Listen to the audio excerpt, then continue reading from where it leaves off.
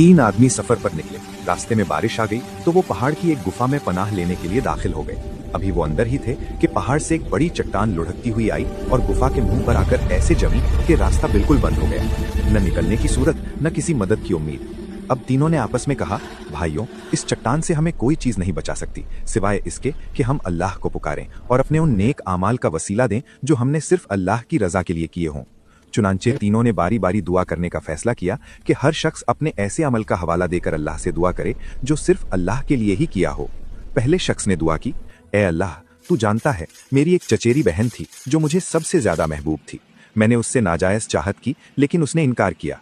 एक दिन कहत साली ने उसे मेरे पास आने पर मजबूर कर दिया। वो मुझसे इस शर्त पर अकेले में मिलने को भूख की मजबूरी में राजी हुई कि मैं उसे 100 दीनार दूं।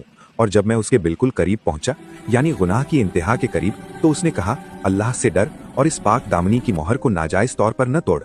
बस अल्लाह के डर से मैं वहीं रुक गया और पीछे हट गया और वो 100 दीनार भी वहीं छोड़ दिए। या अल्लाह, अगर ये अमल मैंने तेरी रजा के लिए किया हो तो हमारे लिए रास्ता खोल दे। चट्टान थोड़ी सी सरक गई लेकिन निकलना मुमकिन नहीं हुआ।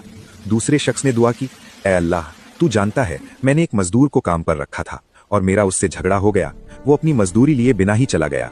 मैंने उसकी मजदूरी को अलग करके कारोबार में लगा दिया। उससे गाय, भैंसे, बकरियां खरीद लीं। कुछ समय बाद उसका पूरा रेवड़ बन गया। जब कई साल बाद मजदूर आया और कहा, मुझे मेरी मजदूरी दो, मैंने कहा, ये सब रेवड़, सारा माल तेरा ही है। उसने कहा, मजाक मत कर। मैंने कहा, मैं मजाक नहीं कर रहा, और वो सब कुछ ले गया। या अल्लाह, अगर ये सब मैंने सिर्फ तेरे डर और तेरी रजा के लिए किया था, जिस मुसीबत में हम फंसे हैं उससे हमें निजात दे। वो चट्टान थोड़ी सी और सरक गई लेकिन फिर भी निकलना मुमकिन नहीं हुआ।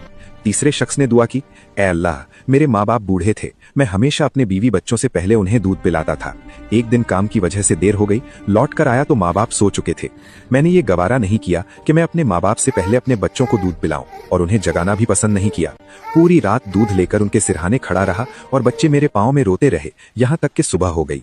उनकी आंख खुली तो मैंने उन्हें दूध दिया। उन्होंने दूध पिया और बचा हुआ अपने बच्चों को पिलाया। या अल्लाह, अगर ये अमल मैंने सिर्फ तेरी रजा के लिए किया था, जिस मुसीबत में हम मुब्तिला हैं, तू हमें इस मुसीबत से निजात दे दे। तो गुफा का पत्थर लुढ़का और रास्ता पूरी तरह खुल गया और सब बाहर निकल गए।